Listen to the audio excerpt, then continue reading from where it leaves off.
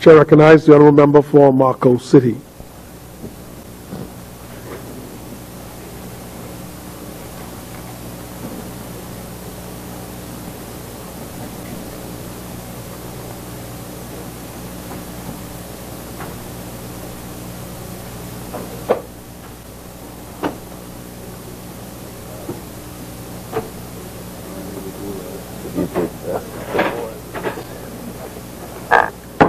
Mr. Speaker, I take great pleasure in rising on behalf of the constituents of the Marco City constituency to lend my voice to this debate on the resolution to borrow $33 million from the InterAmerican Development Bank.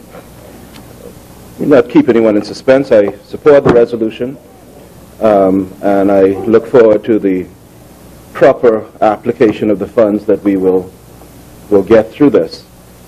Mr. Speaker, though, I rise because, obviously I have more to say than that. I rise because this takes us into an area of consideration that's so important to our country right now, and that's the state of our finances. And not to gloss over that, and not to point blame from one side to the next on that, but to speak to the urgency of it, Mr. Speaker. I'm convinced sometimes we come in this House, and people sit in the gallery, people watch us on TV, and if you take them aside and ask them what we did today, most of them have no idea. We speak in words, and we speak in technicalities, and we speak in long-windedness that doesn't meet the people where they are. At the end of the day, when I leave here, Mr. Speaker, when I'm coming here and when I leave here, my drive is always, how can I make someone's life better today? What decision are we going to make today that's going to ease the burden on the people or make governance better or whatever we do? This is why I did not have an issue, with the greatest respect. I could not have had an issue, of course, but where I didn't voice any issue with the course that we intend to take in respect of the bill that I tabled before the House. Because at the end of the day, this is not about personalities. This is not even about politics. This is about the people. And at the end of the day, what we do here should make an impact on the lives of our people every day. Take this into consideration, Mr. Speaker. In 2006, the national debt stood at 39.7% of the GDP. Again, most people watching that wouldn't know what in the world that means. What that means is this. Pretend you could take all the money that everyone in and connected with this country makes, that runs through this country, and pretend that that money was actually sitting in a bank account. That is the GDP. That's the gross domestic product. That's how everyone taken together, their money is aggregated, and roughly speaking, that's the gross domestic product. It's not a real figure, but it provides a useful yardstick against which to measure economic activity and against which to measure borrowing. So you take that fictional figure and you say, how much money do we owe at any one time? We owed in 2006 39.7% of that figure. Pretending you had every dollar accounted for in the country, we owed at that moment in time roughly 40 cents of every dollar that we pretended we had, that we could have pretended we had. That's a huge figure, but that was a manageable figure. And in 2006, that was a figure that made us the envy of the Caribbean and of much of the world. It gave us latitude to do all sorts of things. And of course, 2006 was one government, but you moved that all the way to 2014 and you passed through other governments. And the point to be made is that that figure went from roughly 40% in 2006 to 50% in 2009 to 60% by 2012 to 73% by 2014. And that 73% includes the contingent liabilities, meaning, in simple words, it includes the stuff government guaranteed. Not just the money government borrowed directly, but the money government guaranteed on behalf of corporations and agencies. And we are at the point right now, if we look at the 2014 figures, which would be about 6.2 billion, we're past that now. We're closer to 6.5 billion now. And at the end of the day, that is a reflection on not only how much we've borrowed, but our capacity to borrow and how the rest of the world looks at us and what is waiting for us down the road unless we get this fixed. That's what the debate really, I think, is about. Not just that we're borrowing 33 million, but that we're borrowing. I'm not taking an issue with borrowing. I understand it's going to be money well spent. I look for it to be applied properly, but we're borrowing. The IMF, the Standard & Poor's, and Moody's, everyone makes the point that when you see yourself passing 60% of GDP, you should start to get very concerned. We passed that in 2012. When you hit 70% of GDP, it really becomes a question of how long can you sustain this before the international agencies rate you down to junk status, which is what we are one step above now, and you can no longer access money from the international agencies, meaning that you cannot borrow it at these sovereign rates. You have to borrow it on the other market. And what that does to your country and your ability to deal with the social issues in your country, but also your ability to deal with your country in a sovereign way. This is just like running your house. If you borrow too much, sooner or later the bank owns what you do, and you can't run it any way you please. It's the same with the country. And so when we talk about what our borrowing has been, and when we talk about the percentage of GDP, we're not just talking about figures that should be rattled off and don't impact us. We're talking about the future of our people. That's what we're really talking about. And that leads to the question, and I think it's a fair question. Again, I'm not casting aspersions at anyone else, but I think the answer so far has to be plumbed a little more deeply. The question of what have we done with the money we've raised so far? What have we done with the VAT money? It's not sufficient to say, with the greatest respect, that it was put in the public treasury in the consolidated pool and it got used, or is in the process of getting used. Again, I'm not putting fault to that statement. I'm saying we need to think this through a little more carefully. And that takes me back to the point I made 2 years ago in this House. When we talk about consumption taxes, which is what VAT is, when we talk about a tax on the people who are least able to afford it, we're not only talking about disrupting the social structure and needing programs like RISE and so on to try and ameliorate that. We're talking about not accessing enough money to run the government and to pay off the national debt. At some point, Mr. Speaker, and I'll keep saying this, at some point we need to start talking about taxing where the money really is in this country. And that is not with the people who are just trying to survive. That is the same issue every other country in this world is facing. When you turn on American news and you hear them start talking about, you know, we need to tax the top 5%, or in some countries the top 2%. They're saying that's where the money is. And in those countries, they are taxing them, and they're talking about increasing the taxation. There is no direct taxation on them in this country. Look at our GDP. Sorry, look at our per capita income in this country. If you go online and Google it, they will tell you we make on average in this country about $20-something thousand each. We know that's not true. We know that's not true. But the reason that is so is because they take all the money that's earned in the country and they divide it by the number of people. And that assumes that every person gets an equal share. And that's how you get to the per capita income. But it points to something. If we know that when you take those who are unemployed, use the Nassau figure of roughly 14%, use the Freeport figure of about 20%, and go into the young people and take it up to 30%, and then add to that those who are underemployed, meaning they have a job but they don't make enough money. You're talking about a sizable segment of our population that really is barely above poverty. And yet still you see the GDP for the Bahamas being $20-something thousand. That points to this, that there is a segment in this country that is making money far beyond all of the rest of the country put together and is not being taxed. I do not want to see us go down the road where we hit the financial crisis that is obviously coming, where we get to the point where you don't strike oil immediately and you don't find a ship with gold in the middle of the ocean, and you have to figure out how to raise money to use from day to day, and then have to make some serious and frankly draconian decisions. We need to take this on now.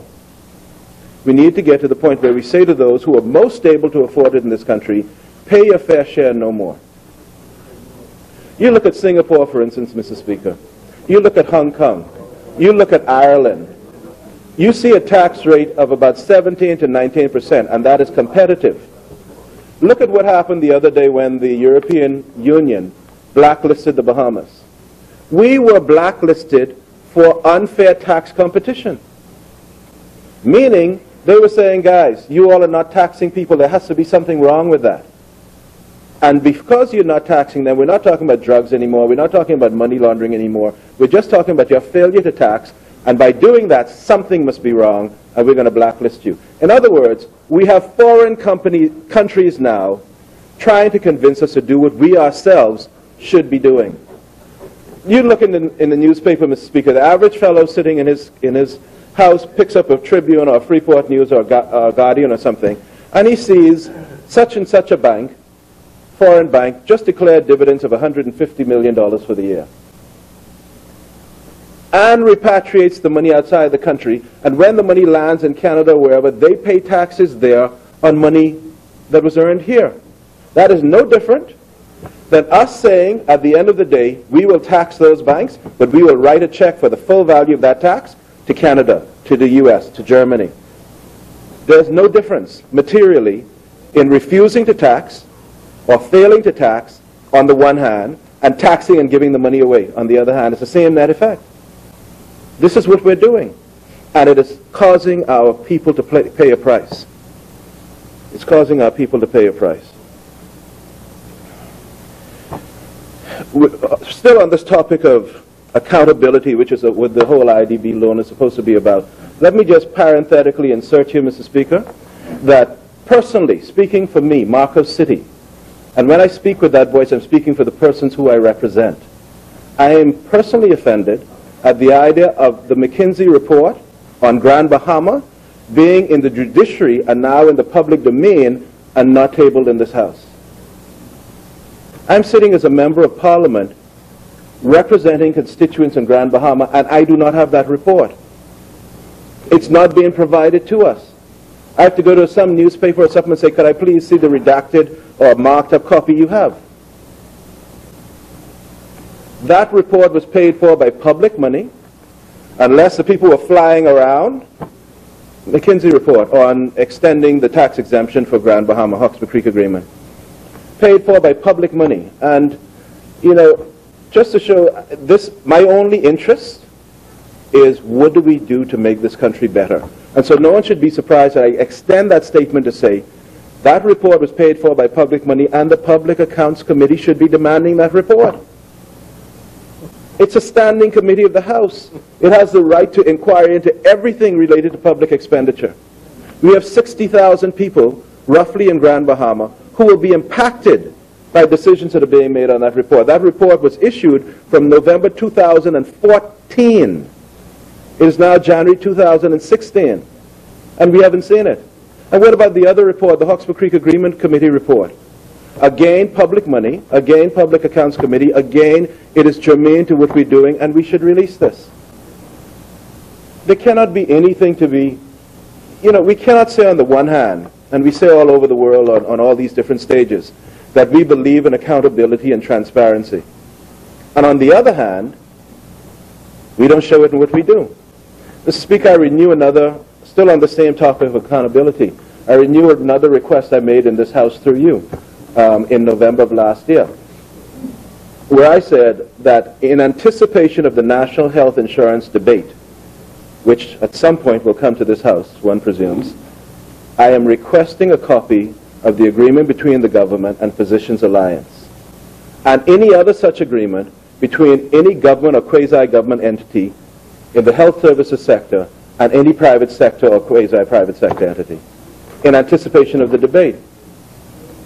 It's very difficult to understand how we are supposed to responsibly debate in this House when you don't get information at all, or you get it at the last minute and don't have an opportunity to properly review it.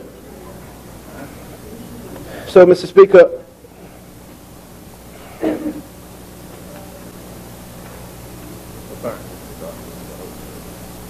I don't have it. So, Mr. Speaker, I raise those issues because we're dealing with this idea of accountability and transparency, and that's what the money's to be for. And so let's be accountable and transparent now. On that same point, Mr. Speaker, I draw the House's attention to this. There's a statute which was passed by this House in 1993 called the Freeport Grand Bahama Act, 1993. By it, by virtue of it, the Governor General entered into an agreement with the Grand Bahama Port Authority and the Grand Bahama Development Company for the extension of the taxes that are now about to expire and that are asked to be extended again. One provision of that agreement, Mr. Speaker, item 20 of the schedule to that agreement says this, that the Port Authority and the Grand Bahama Development Company will, quote, assume responsibility for the maintenance and upkeep of Queens Highway in the port area, that is from the High Rock settlement to 8 Mile Rock. That's what it says in the 1993 Act.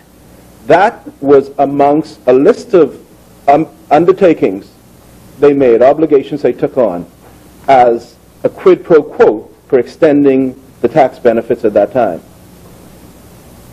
That the Port Authority and DevCo would assume responsibility for the maintenance and upkeep of Queens Highway in the port area, that is from High Rock Settlement, for those who don't know it, that's at the very east of the island, to 8 Mile Rock.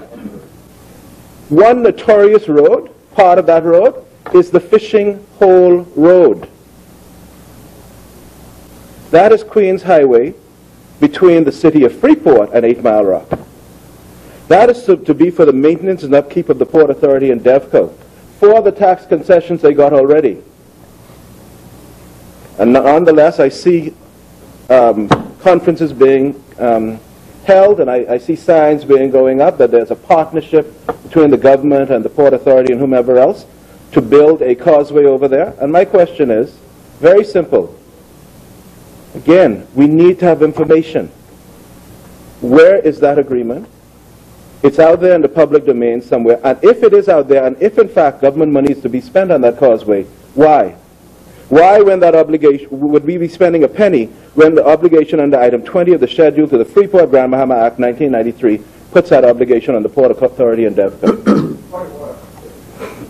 Point of order.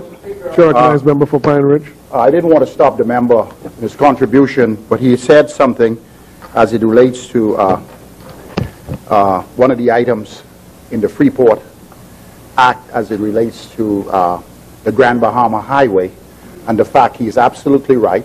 The Port Authority has a commitment for maintenance from the Grand Bahama Highway.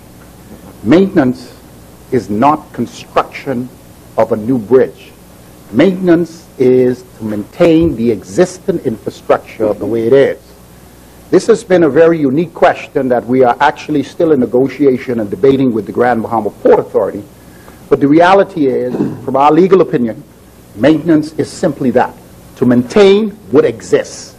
New construction is not classified as maintenance. So it's a debate. And what I do not want the member to do is mislead the residents of Grand Bahama and this honorable house into believing that the construction of the new causeway bridge for the Fishing Hole Road falls under the category of that item outlined in the agreement that could possibly come up for discussions. It's a legal debate. I'm not an attorney, but I am being advised by attorneys to know exactly how that extends and what is the interpretation of maintenance. Thank you, honorable member. Member for Marco City. Well, I do happen to be an attorney, but there are also a lot of other attorneys in this House. And with the greatest respect to the honorable member for Pine Ridge, my concern is not with the word maintenance, and that is not all that the section says. It says that they assume responsibility for the maintenance and upkeep. And upkeep. And to upkeep that road, in light of the challenges we've had from the weather and the road constantly being eroded, takes that question far out of that direction. I don't want to have a legal debate with the honorable member. What I want to say is this. This discussion points to obligations. And we have a right to information. And the people have a right to get the benefit of the last tax concession. Looking at the newspapers yesterday, Mr. Speaker, for instance, I've said in this House for about 2 years now that based on what I know of the property values in Grand Bahama, the tax exemption that we would be considering extending would be worth at least, this is a quote, $50 million a year. Now, based on the McKinsey report, we see that's $80 to $100 million. And I'm saying those obligations were not just peripheral or esoteric. They were real obligations for which they got real value. And those words would be interpreted with the greatest respect within the context of what they got in return for it. And so if we start off with the view that we just call a press conference and sit down and say we're all partnering on building this road without any public discussion on this, it raises a very serious question. This is again the question of transparency. For the debate purposes, I accept people can have different interpretations, if that helps you. I don't share that interpretation. I believe when you read it, it's an obvious interpretation, but people have different interpretations and everything. I'm not wrestling with which interpretation different people have. I'm saying, let's agree that there are different interpretations. There needs to be openness. And I want to understand what is the contribution the government is making to this. And so I'm just asking for information. But I'm going to leave that. I'm moving on to another point you may want to stop me on, so maybe let me make that point. Point of order.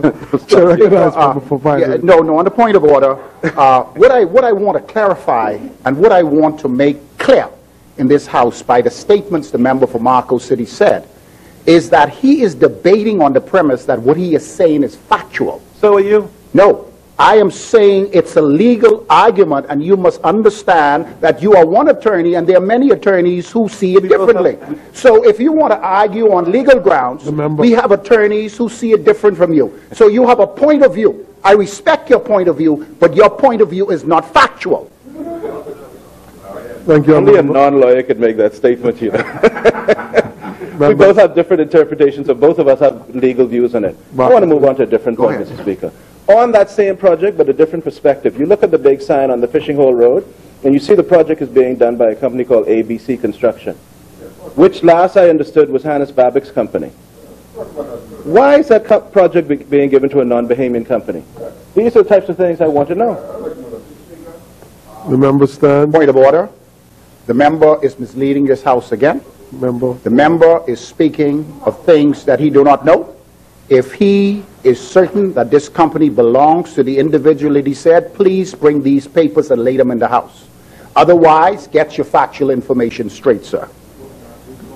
Thank you. Or withdraw the statement until he could produce the factual information for the utterance that he made. Withdraw it until he could produce the factual information, because he is misleading this House. He is misleading the people of Grand Bahama, and he's misleading this country. You want Find the facts. Bring them to this House and lay them out. Withdraw a question. No. Bring the facts or withdraw the question. Withdraw a question. No. Bring the documents. Excuse me. Bring the documents or withdraw. You're insinuating something. You're insinuating, man. Please, man, please. Member for Marcos. You understand what I'm saying? Yes, it's a statement. I think he bring the information to the House. We got you, member. We got you. Very well. Point of order. Member for Cat Island, Rumkins, I would be interested in knowing that too. I'm getting it. Because the Ministry of Works awarded the contract to facilitate the construction. Yes. And the information, one of the criteria for anyone who wanted to participate in the bidding process, well, it had to be the Bahamian company. Right? And no record, nothing was presented to me. It's an interesting road. Right? That it was family ownership. Anecdotal. Right? The way they view. Right? So if that is so, I would like to know. And sometimes, and so he ought to, and so I would expect him, if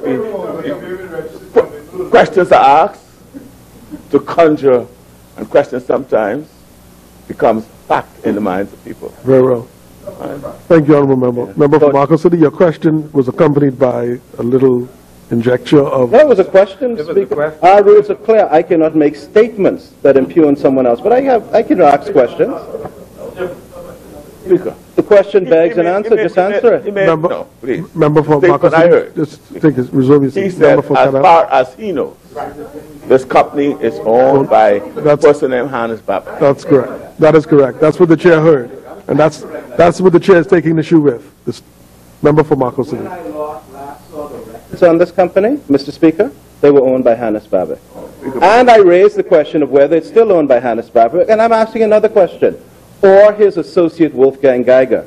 And I'm asking a third question.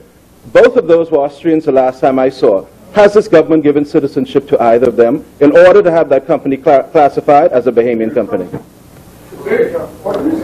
Very well. Point of order. Member Speaker, for the member for Marcos City continues with his plot to send information out into the public domain. I understand that he has a right to do that in here.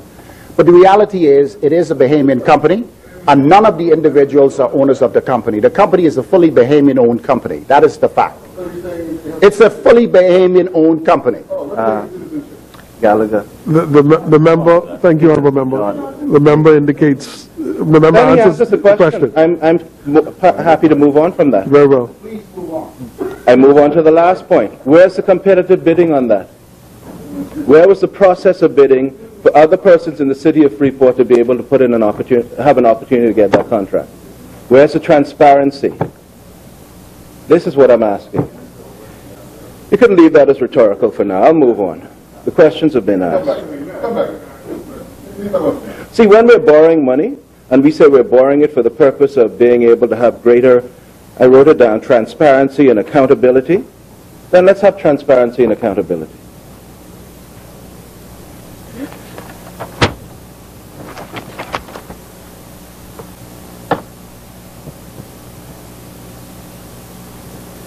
I imagine we're going to have a debate at some point in this House. I'm moving on. At some point in this House, on the extension, on the application by the Port Authority to extend the tax exemptions under the Hawkesbury Creek Agreement. I'm looking forward to that debate. In anticipation of that debate, Mr. Speaker, I understand, and it's in the public domain, that there remains, the word is extant, but there was and remains an application by the Grand Bahama Power Company to the Grand Bahama Port Authority for a rate increase. On this point of transparency and accountability, I think 2 points arise immediately on that. One is we've just finished, in the latter part of last year, passing an amendment to Utilities Regulation and Competition Act to give IRCA oversight over the Grand Bahama Power Company. Whether that act has been commenced or not is of no relevance to me, frankly.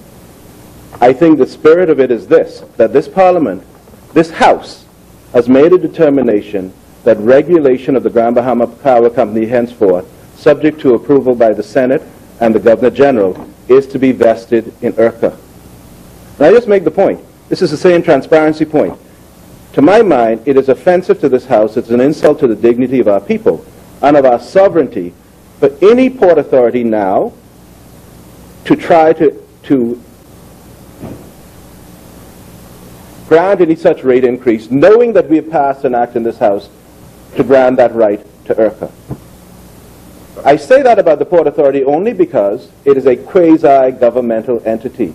It derives its powers from statutes in this House. And I believe that is something that the responsible persons who speak with the voice of Cabinet in the applicable position should make clear. We should not have someone sneaking in a rate increase before IRCA gets the power to oversee it. With that in mind, I would also encourage persons in this House, look at Emera's financial statement for 2014. Emera is the majority owner of the shares of the Grand Bahama Power Company. Emera's financial statements for 2014 are published in Canada. Unlike here, we are still trying, and I say we, persons in the business sector, from the time I was president of the Chamber of Commerce to persons in this House who do not sit in the Cabinet, still asking for the agreement between the Grand Bahama Port Authority and the Grand Bahama Power Company. And it's still not disclosed. To this point, after all the hardship in Freeport, no one has caused them to disclose it, and they haven't disclosed it, but they had to disclose information in Canada. And so when you look at the financial statement for Emera for 2014, they make these amazing statements. They disclose that they have an approved regulated return on rate base of 10%, approved by the Port Authority. That they have a guaranteed 10% return on their rate base. How they define rate base, I don't know because it's not in their financial statement. I know how it's defined in other areas. A guaranteed return. That's on page 37 of the 2014 financial statement. They then say that for the whole Caribbean in 2014 they made $25.5 million in profits. And they go on to say, quote, primarily due to the Grand Bahama Power Company's rate structure change effective July 1st, 2012, and increased sales volumes in Grand Bahama. That's page 39. They're saying openly, the majority of their profits come out of Grand Bahama. They're reminding everyone they had a rate increase in 2012, and they're saying openly that that is where the sales volume increased, in Grand Bahama. They go on to say at page 39 that their net profit in the Caribbean is not materially affected by fuel charge or fuel cost, but rather is based on the base rate. Then they go on to say at page 45, and this one is troubling to me, that Grand Bahama Power Company has earnings that it does not have to show on its books, because those earnings are allowed to be shown as liabilities and assets due to the Port Authority. And they make this quote, that they are deferred and will be shown as income, will not be shown as income until, quote, the beginning of 2016. And this is the company saying to us, they're not making enough, and we ought to, and the Port Authority ought to give them a rate increase. If we have information in the public domain, everyone can access information. We can have more responsible decisions. We can have more eyes looking at the same thing. But to think that you have a company which is saying, we've made $25.5 million, most of that comes out of Grand Bahama. It came because of a rate increase in 2012. It has nothing to do with fuel costs. It all has to do with the base rate. And we have profits we're not showing yet, which we won't show until 2016. And we need a rate increase.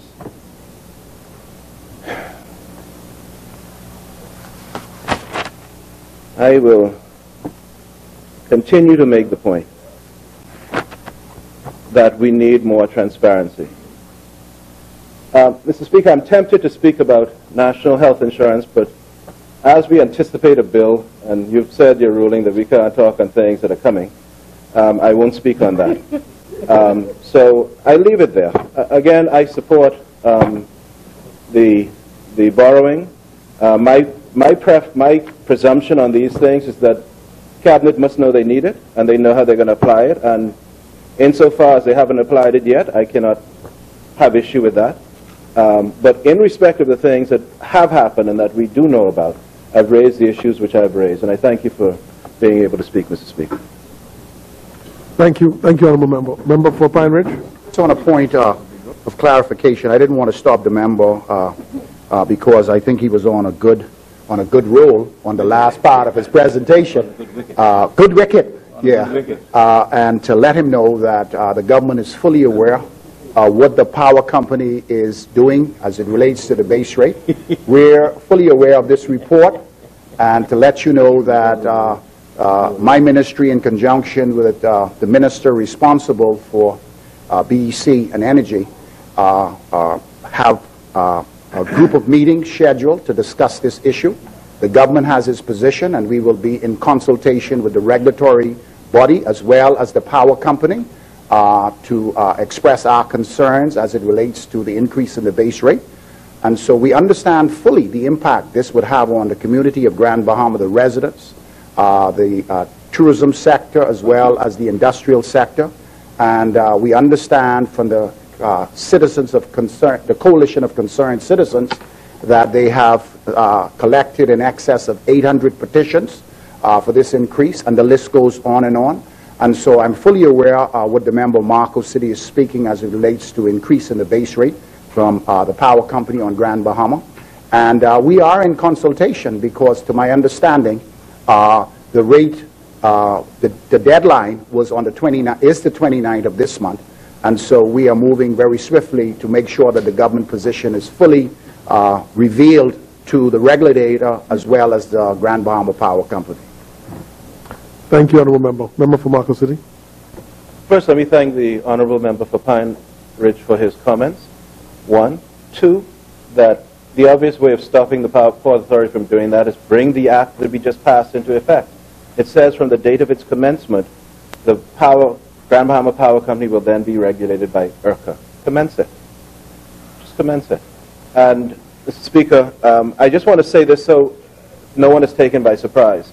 From what little glimpses I've seen of the McKinsey report through the public domain, the newspapers, one of the major reasons for persons and businesses saying that they cannot afford a tax increase is because of the cost of business, which, again, the major item is the power cost.